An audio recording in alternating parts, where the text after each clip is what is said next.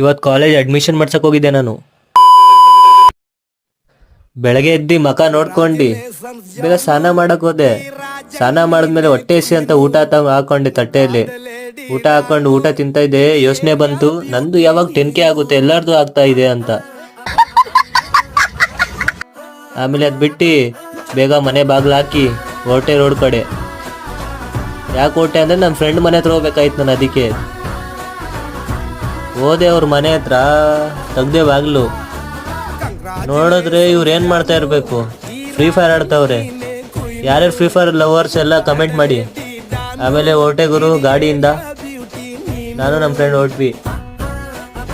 ಅಲ್ಲಿಂದ ಗಾಡಿ ಇಳಿದ್ರೆ ಇಲ್ಲಿ ಬಂತು BMTC ಬಸ್ಸು. ಎಕ್ಕಿದ್ವಿ BMTC ಬಸ್ಸಲ್ಲಿ.